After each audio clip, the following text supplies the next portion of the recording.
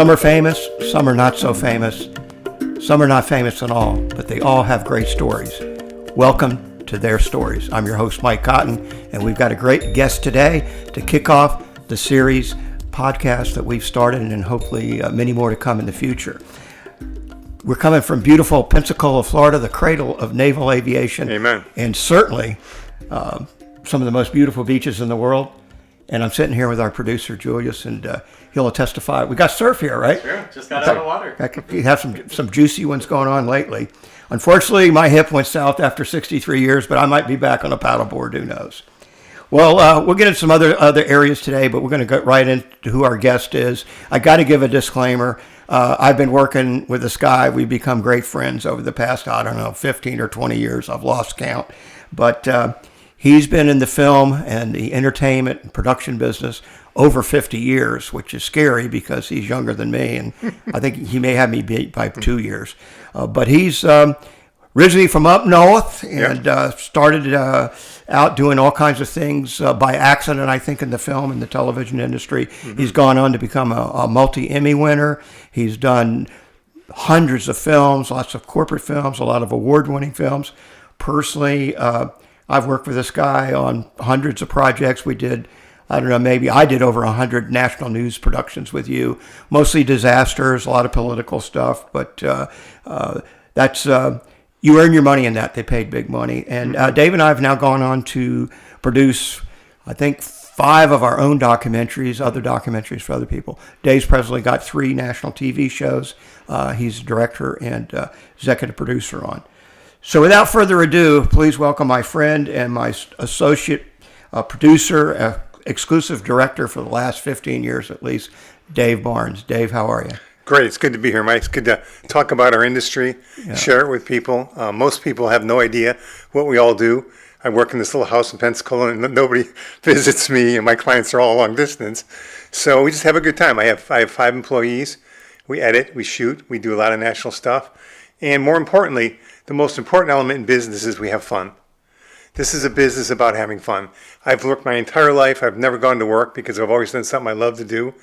And it's made a big difference. My stress levels are down. My health has been great.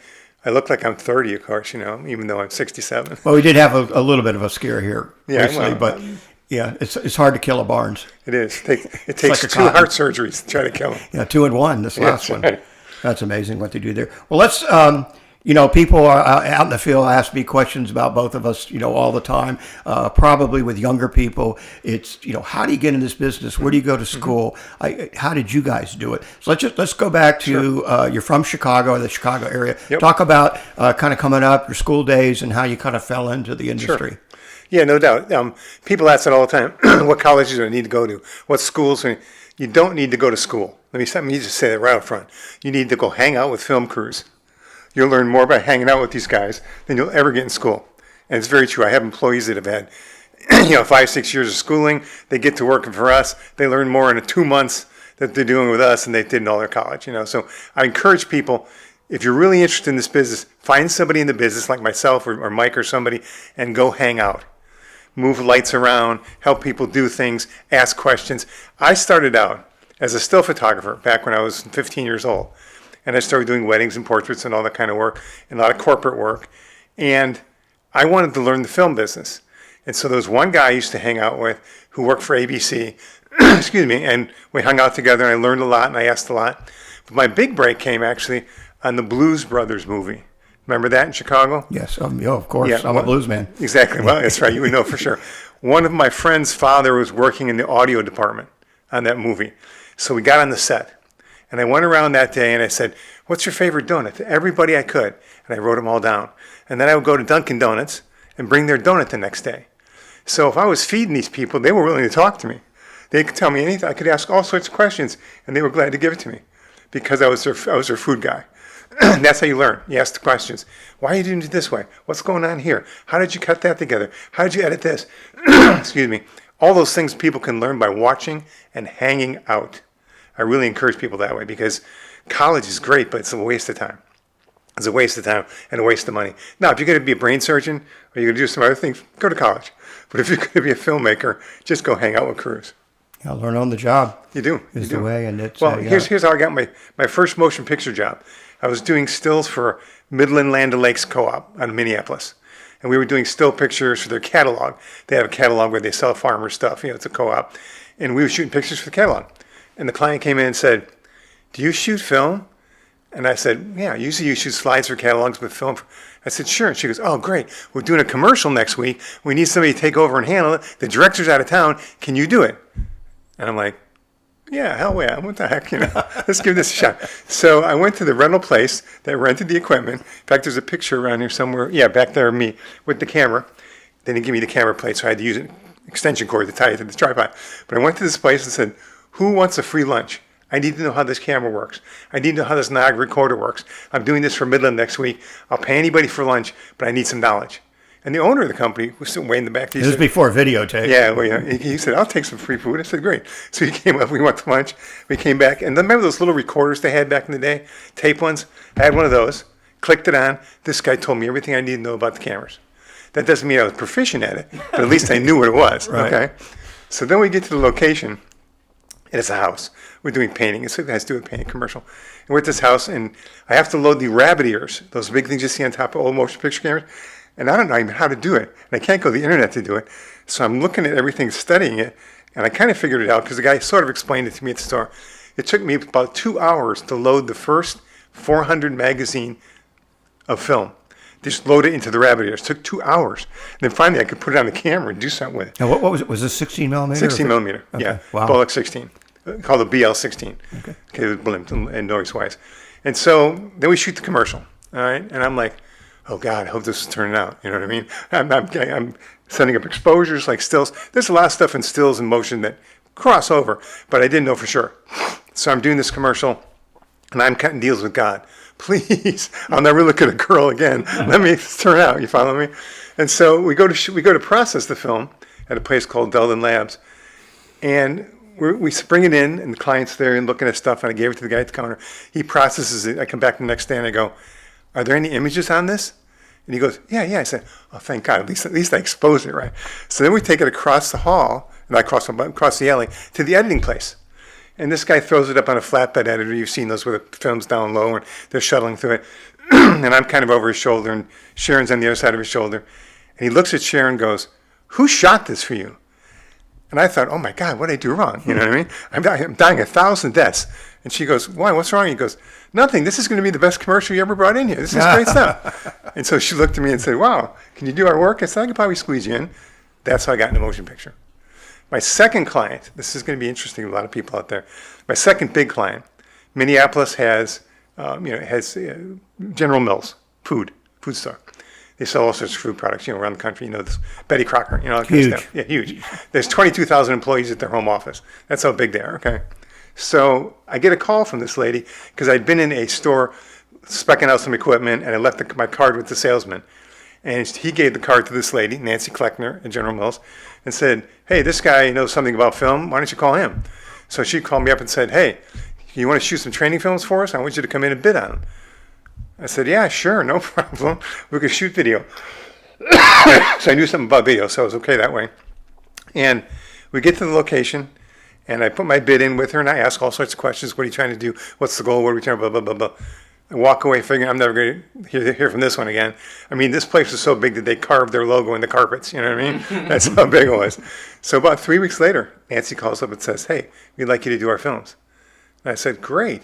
And I found out later the reason I got called was because I asked questions. I really wanted to know what they were trying to do. I wanted to solve their problem. I wanted to figure it out. So not just, here's my day rate, here's this, here's that. How do we get this solved? That was my goal. They became a big client, and they put me on a retainer, and I was able to buy my own equipment. And that's how the motion business started for me. Well, how did you end up from there down in Pensacola, Florida? Okay. Well, we did a lot of work in Midwest, Farm Aid, all those kinds of businesses, okay? When the farming business went left, it was gone. All of our clients, we literally had 20-some clients, and they were about half of them were gone. I had an office building. I had my brothers working for me. I mean, I was like rocking and rolling. I was like maybe 23. I had a company boat. I mean, I was pissing money away. I was doing crazy stuff. But all these people left. So I had to figure out what to do. I couldn't go back to the farm. They spent many years teaching the rest of the world how to do agriculture, and guess what? They did it, and our markets went gone. They went away. So I got tired of freezing to death.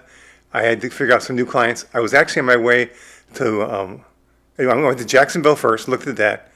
I wasn't too happy with Jacksonville. Stopped in Pensacola on my way to Little Rock, Arkansas, because I'd been doing some work for some of the food companies up there. And I looked around Pensacola at night. I kind of liked it, and I called the realtor and said, show me a house tomorrow.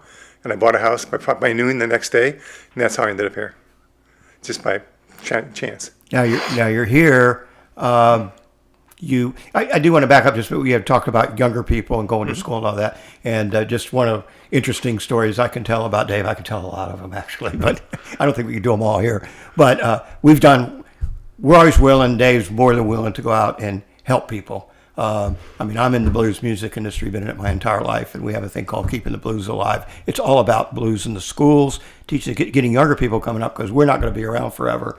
And if they're going to carry on some sort of genre, you got to have people like this. But it was kind of funny. We did I think it was a DARE or I'm trying to think of one of those but it was in a disadvantaged area for kids, and half the kids didn't even want to be at this camp, and they were sentenced there by juvenile hall.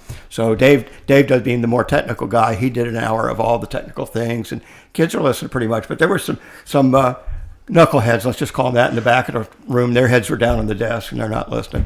So then Dave gets done with all his thing, and it was great. And of course, I get up there and more interested in the business side. And I had a brand new $100 bill, and I popped that $100 bill out. I went, "Hey kids, what color is that?" And they all screamed green. And even the African American kids, the Chicano kids, they all go, yeah. I was like, well, now that Dave's taught you how to do this, now I'm going to show you how do you get it to market. Not everybody's going to get on national TV tomorrow, but there's, especially with the internet today, there's just numerous ways you can get on. It's all about being online, and it's just the networks are actually going downhill now. Traditional networks. So we're always willing, and we do that we do a lot of interns. Not so much with me anymore, but Dave does bring in interns, and they can learn a lot that way. But if they'll show up for work, it's nice. Yeah, it's a different culture. But what happens today is kids are so attuned to video and film that they have some interest in it. And now if they want to do it right and do it well, that's a different story. Yeah. Because there's a bunch of crap out there, okay? Well, they think it's playtime. Yeah, and if you sit down and explain to them, you have to teach them the principles of directing. Yeah. What does it take to tell a story? Because that's an art. How do you tighten it up? And you've seen this in editing. Yeah. People, my team, my associates, my team, will edit something, and then I'll look at it and sit down with them and go, "Now watch, let's change this." I go, "What's wrong with it, boss?" I said, "Let's take a look here a minute." We'll go in and tighten certain things up. Pacing, for instance, in different situations. And then when it's all done, they'll go, "Wow, that's a lot better." Because of the pacing. For instance, a great example of that is comedy. TV commercials that are comedic or whatever. If you're doing a commercial and you've got to do what I call fence posting. You've got a commercial shot that's 5 seconds long, another one that's 3 seconds long, another one that's 5 seconds long, another one that's 3 seconds long, and then 2 seconds. That outlier, that 2-second line is the punchline. So your shots are edited in a way that it builds the audience to that point, and they laugh at it. They know to laugh at it. It's because it's different. It stood out. And that's so important in editing to understand that. Shooting and people and how to light them and how to put it together. All the elements of filmmaking, they all come together to tell a story. And if you do it right, nobody ever notices an edit. If I do my job correctly, they watch the show from the beginning to the end, and they never notice an edit. It's all about great transitions. It's a piece, don't even notice and just the piece, it makes sense. What they're seeing makes sense, and and so that's the art. The art is not just turning a camera on and just ripping through some video and sticking it up somewhere. How can I tell that story? And that's rare. It's hard to find young people like that. Belinda, my chief editor, is my age, 65, whatever, and Bill's in his 40s, and Alex is in his 40s, and Kyle's in his 40s. All of us are old guys because the young people today just don't understand what it takes to do that. And I can't complain. It's a great business, and we have a lot of fun. And technologically, we've bought every piece of equipment in the world over and over again many times, run through tons of cameras, worn everything out. But in the meantime, we've all learned too. The team, Belinda was a receptionist. I think she's a photographer somewhat. Yeah, somewhat. But receptionist for my son Alex obviously grew up in the business, but he left for a while. He went and did other things for a while, and then came back. And then Bill and Kyle, they've been in it for a long time. But it's about Great example, Masterclass on the internet. You go to a thing called Masterclass. I don't know what it costs, $65 a year to be a member of Masterclass, whatever it is. But it's all the best people in the entertainment industry talking about how they do things. It's awesome. You can learn a great deal from them. And you can go to YouTube today and learn anything. When we don't know a piece of technology, it's like, what does YouTube say about it? You go there, you learn how to run it, and then you're off and running. It's amazing what you can learn today without having to go to college or schools or even own the equipment. You can sit and watch it. Let's back up to something you were saying about clients before, which is, to me, it's just so important. It's one thing to give them your card and your day rate and so forth, but Dave and I are so similar in this that we want to know, what are you trying to accomplish? That's first How can question. we help? How can we be a business builder Right. with you and be your partner to do this? And it's people kind of like, they're surprised that we even ask that a lot of Well, times. in the corporate world, I will say, what are we trying to do first before I give them any pricing? Oh, we want to do this, we want to do that. Yeah, tell me your story. How do you get your customers? When you get a customer, how do they know about you? What do they like about you? I ask all these questions so that when I get done asking those questions, I have a sense of where they might need to go. And then I will tell them, my sense is you need to do this and this and this. If that's not correct, let me know, but I think that's where we need to go. And they'll go, yeah, I think so too. And I'll say, look, the nice thing about video is we can change it. We can shoot it and re-edit it and re-edit it. The film is not done till it's done. So oftentimes when we do a corporate video, we'll put together a film with the best intentions, with all the clients' input and everything, and then we'll put it in the marketplace. And I want to know from their salespeople after 2 months, what's the questions they're asking after watching the film. They And go, that "What all do stays in the yeah, inventory. well, then you just go back and change it. Yeah. Add that in, so it's done. Because no matter what you do, you're going to have some part of it you don't get exactly right. And when you don't, you just change it. And there's no charge to the clients. People nickel and dime their clients to death. We don't do that. We give them a flat rate. If I can't guess the right price and give you a quote, then I lose, okay? and a lot of times I do. I just rather have the project than anything else. And when you're doing what you love to do, it doesn't matter. The money takes care of itself. I tell it to anybody.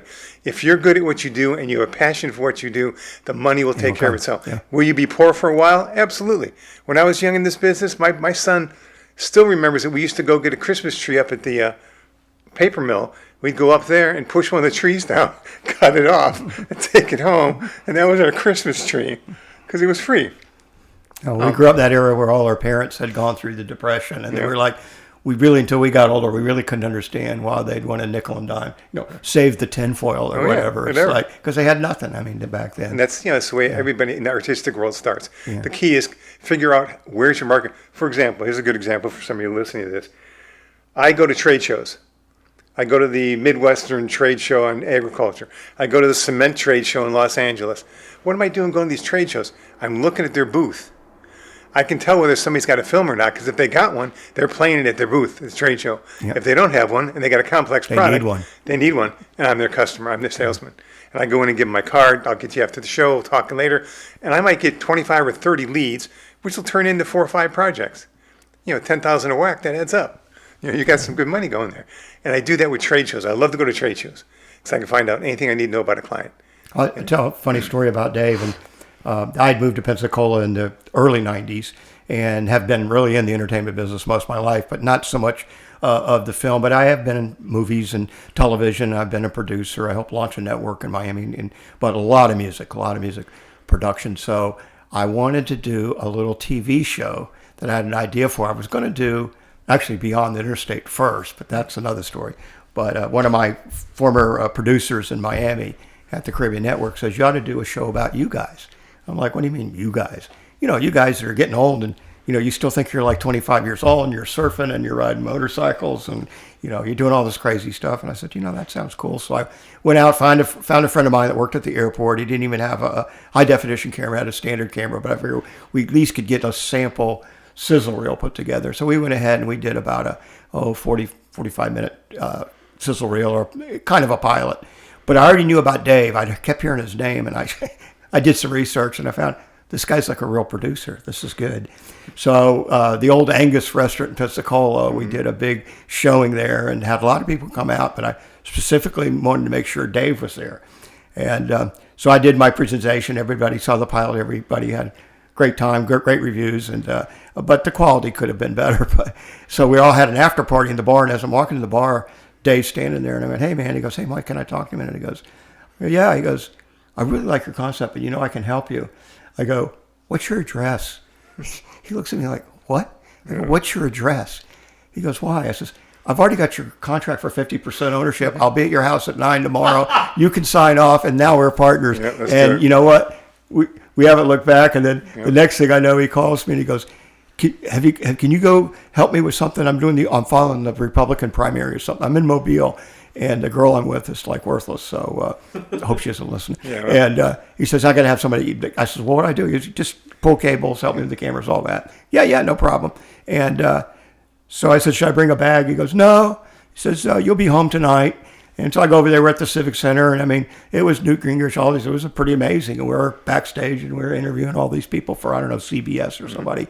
And so 3 days later, I came home from Baton Rouge when they had, I think Rick Santorum had won in Louisiana or something. I was like, so we never, from that point forward, in those days, I mean, what was it, 5 or 6 years, we were getting at least one call a week, and he would get the call from all the major networks, I guess anything within, 300, 400 miles? Yeah, 400 miles.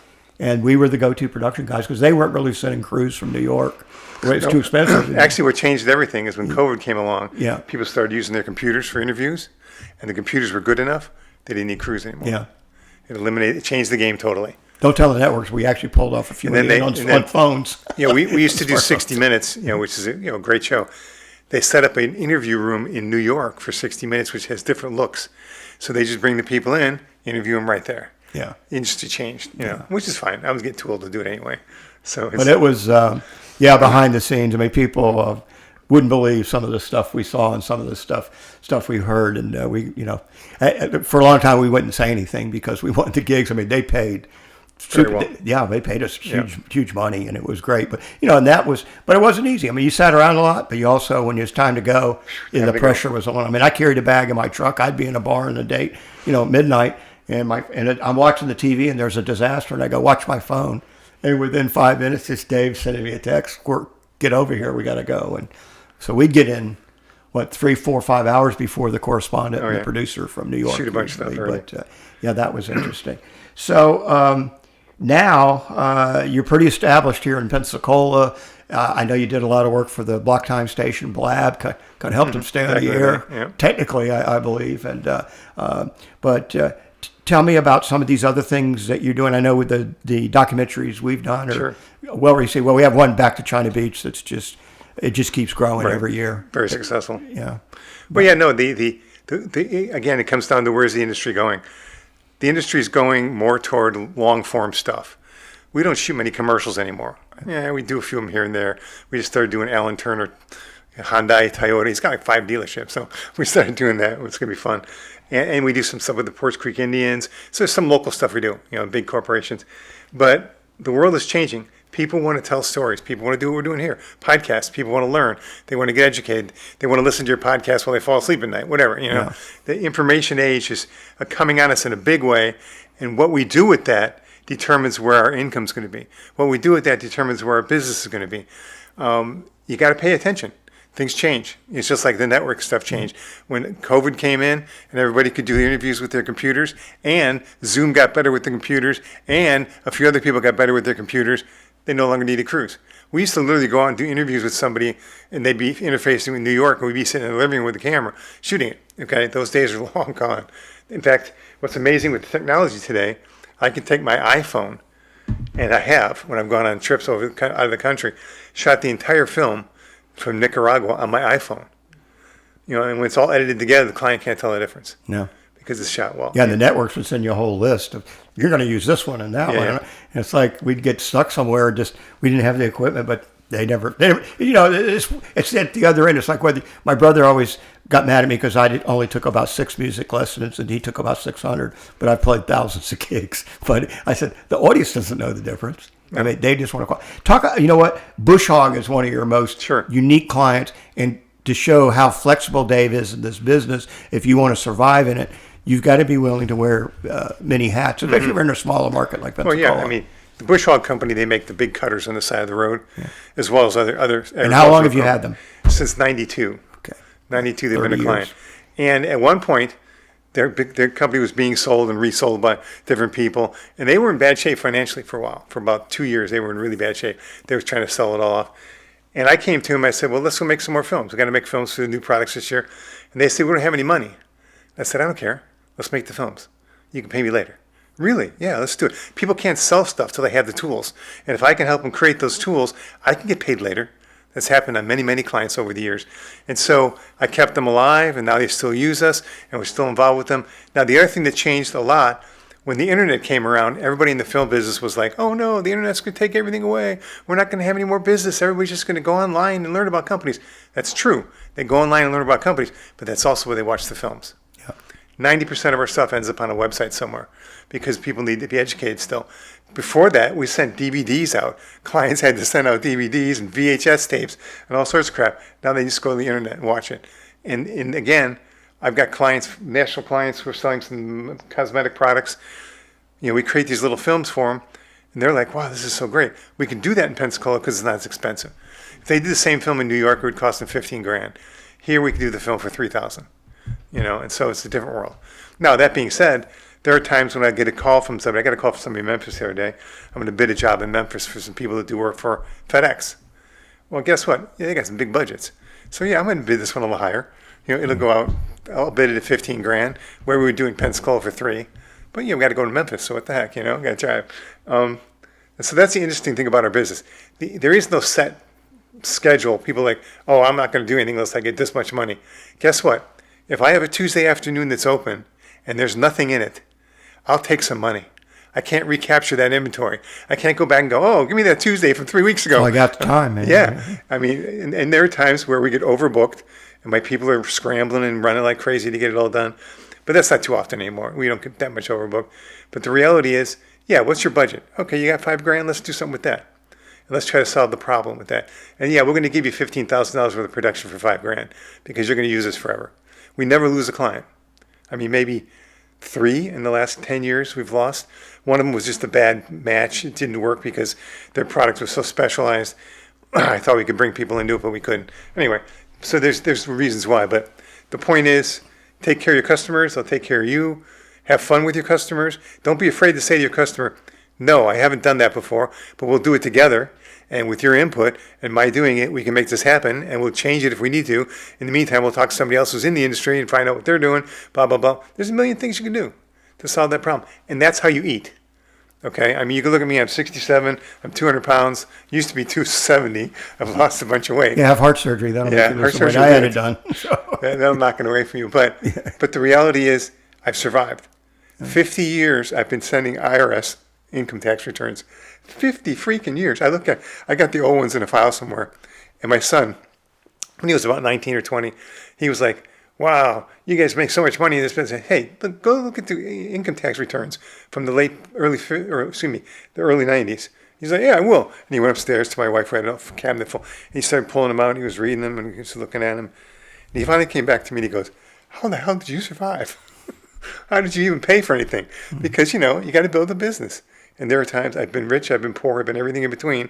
In the meantime, I've survived. I get to still eat. Now, that being said, as an entrepreneur, you have to have that attitude, otherwise you're not going to survive. Because you're going to have to go through some tough times. And you're going to have to say, okay, I might have to go down to 2 employees or 1 employee or me working myself out of the basement. That was another example when the markets crashed in the Midwest. I ended up having about $200,000 worth of debt, an office building, a company, a boat, all this crap I didn't need. And I had to start selling it all off. And I worked out of my basement for 2 years, retiring that debt. And my banker, because this is all farm banks, small towns, Mason City, Iowa. My banker, I asked him, I said, why didn't you foreclose on me? I had so much money with you guys. He goes, you were the only people paying us. A lot of the farmers, no one else paid nothing. You were at least sending money every month. And I never had to go bankrupt. But it was a great And you were lesson. probably taking care of your property, which they're going to get a property that's just going to fall apart. Yeah. No, it was just a great lesson because what I actually did, and this is somebody, if you're an entrepreneur and you're going through tough times, I took a spreadsheet and I wrote down on the spreadsheet every dime that came in for the month and where it went to all the different companies. And everybody who got a check also got the spreadsheet. So they could look at it and go, wow, he's at least trying. Yeah. All right, Dave, I'm going to pay the rent here a little bit. Right. My Cotton Productions is also digitizing service, and I think most people know what that is today. But Dave helped me get into this business, and I think he just got so busy what he was doing, I kind of took that over. But today, and I work with a partner that's now in his 80s, started at NBC in the 60s, running tube cameras. We probably digitize more different types of media than pretty much any of these companies out there. These big companies that you see advertising, spending a lot of money, beware of those. There's many, many horror stories. In fact, you can go on social media and read. If you get on early in the morning, you could read some of the comments, and they have a lot of customers that just aren't too happy about their service. But we're real personalized. But everybody knows about the videotape, but there's 12, 14 different types of videotape, movie film. We do 8 millimeters, 16 millimeter, but we also do photographs, prints, slides. We even do phonograph records to digital, 33s, 45s. I got from a musician friend of mine the other day, I got an 8-track tape, if you know what that is. And it was so decrepit. Me and my partner actually had to hold it in the machine to get it, because you have to get everything to run one more time.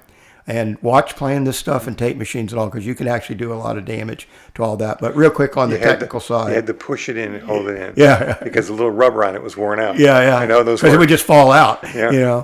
But just a real short technical lesson on that. We may get on one show a little more deeper on all this media and why it's degrading. But on any type of tape, whether it be videotape or audio tape, it's a metallic coating. Might as well say it's a metal coating, and we know what happens to that over time. It degrades, but you can have floods, fires. We have hurricanes here, rodents, whatever, can destroy that. And when your memories are gone, they're gone. But working with Dave, we've also been able to do a lot of NASA, law enforcement, attorneys, legal cases, where it's on this old media, and we've got to clean it up and get it into a form where they take it into court or wherever, or in a classroom, and people can see it and know what it is. We'll give you the contact information at the end of the podcast, but it'll also be up on the screen, and you'll be seeing a lot of what we're talking about, a lot of photographs and things like that too. So anyway, again, Dave, so where are we at now? I don't know. We seem to stay busy between what I'm doing, you're doing, working. Oh, we did a Mardi Gras thing last night. Yeah, that's right. Shot it on a smartphone and a drone.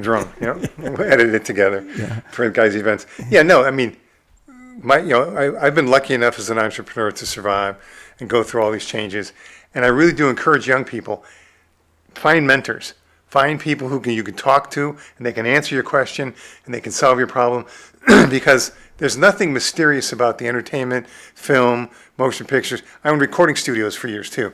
I did the recording industry. We had 32-track studios and big digital things. And I actually got one guy signed to Geffen Records once back in the day. Made $20,000 on him back in the 80s. Wow. Or the 80s. That's real money. Yeah, it was real money back then. And so you never know, But it's all entertainment. It's all information. It's all telling stories. I keep saying that, but that's what it's all about. Even a 60-second commercial needs to tell a story enough for the audience to remember it, so that when the time comes to buy a car or this or that or whatever, they remember the company. That's changed a lot. I mean, the internet's give me 2 minutes on the internet versus 30 seconds on the local news, and I can tell a much better story. And with boosting, I'm familiar with that at all, but we boost things on Facebook where we put a video out, testimonial video for the company, then we boost it by spending some extra money, and it reaches in 8 or 9 or 10,000 people's timelines. Demographics, ages. Yeah, ages and everything states. Else. And I have clients who spent $2,000 and $3,000 and $4,000 a month on regular broadcast TV, and now they spend $2,000 a month on streaming, and they get the same clients or better. Yeah, so more targeted, exactly. Yeah, I mean, how many people actually sit and watch TV anymore? I mean, if you're watching TV, you've also got your phone on. You're doing 2 or 3 things at once. You're not paying attention to it, and you're certainly not paying attention to the ads. Because when the ads come on, that's when you look at your phone. I'll tell you, and as far as people out there, and this applies to any business, but if your quality, you stick with it, and you get some good work out there, other people tell other people. That's your best type of advertising. Sure, we don't do any formal advertising.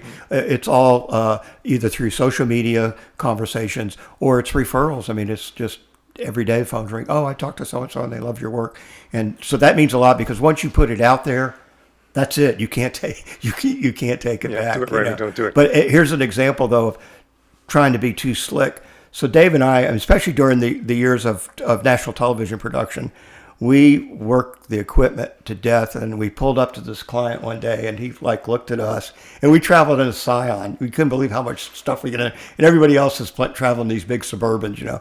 So we pull up the client, and we're unloading the equipment. He looks at the equipment, he goes, "Geez, this equipment, this kind of looks like it's got a lot of wear. It's scratched and beat up." And Dave says, "Well, what do you mean?" He goes, "Well, the other guy, I let him go, but the other guy's, boy, he had all brand new, beautiful equipment." Dave Exactly. goes, "That's because he doesn't work." Right. You don't want to hire a film crew. This guy good looking. Yeah. You want the tripods taped That's up. a red flag right there. Yeah. Exactly. I mean, you want them to try to figure out how to get this light to work again, you know. Yeah. Very true. Well, let me mention that you can get to us, you can go to mycottonproductions.com. In fact, you see 4 of our documentaries are on there right now, getting ready to put the 4th one up, Senior Extremers, which was that show that I met Dave at and got him roped into helping, and of course the rest is history. At the bottom of every page on the website, there's 2 little buttons there. One will go to our YouTube channel, which we have about 90 films on there right now. The Dean Dillon film we shot, the Florida Bama who wrote Tennessee Whiskey, has now surpassed 500,000 views, so that's nice. We'll probably be getting Dean Dillon on the podcast one of these days soon. And then the other button will go to our main Facebook page. The podcast will be available on numerous Facebook pages. We operate 10 pages, and we have other people that allow us to post up on their pages. We do a lot of stuff with veterans. We have 2 pages that has about 300,000 followers on there. Also, it'll be 24/7 on our YouTube channel. If you want to call us or text us, it's 850-384-1484, and we'll have that up on the screen. In fact, I'm going to get Dave to edit everything here. And so for now, we're not going to do the camera work. It's going to be kind of, I'd say we're in the purgatory between TV and radio. So it's audio, but there will be visuals. We may show little clips, lots of photographs. And I want to thank Julius for helping us out. We actually saw one he's doing, and I liked the idea of what he was doing. He's a surfer, and he had one of our very dear friends, Pat Schultz, who's actually helped us on 2 or 3 of our films. She even went to Vietnam with us and helped us. She's a Renaissance woman, and it was real nice. So you can listen to it in your car going down the road, or you can watch it. But we're going to have some visuals there, and eventually we may be in the studio with cameras. But I think most of my background on air, I've got about 2,000 hours on radio. I was actually a white guy on Urban Radio, which is an adult black type of station in Central South Florida, and that was news in itself. But I like the audio because it's kind of the theater of the mind, somewhat. But we do television too, and need to get in touch with Dave. He's in the book. Do they have a book anymore? No, they don't, but they have a website, just barneswest.com. Yeah, just put you in touch with them. And, that's the way to go. Just go to his Facebook page. We post up most of the time. Anything we're posting is going to go on Dave's page as well. So we want to thank you. This is our inaugural podcast. It's their stories. Remember, some people are famous. Some are kind of famous. Some are not famous at all. But just about everybody has. And some are good looking, Mike. Well, that's where are they? Yeah, exactly. But you know what? They've all got great stories. Welcome to Their Stories. This is Mike Cotton, your host, with our producer, Julius, and our special guest for the first show, Mr. Dave Barnes, Director Extraordinaire. All right, guys. Thanks. Thank you.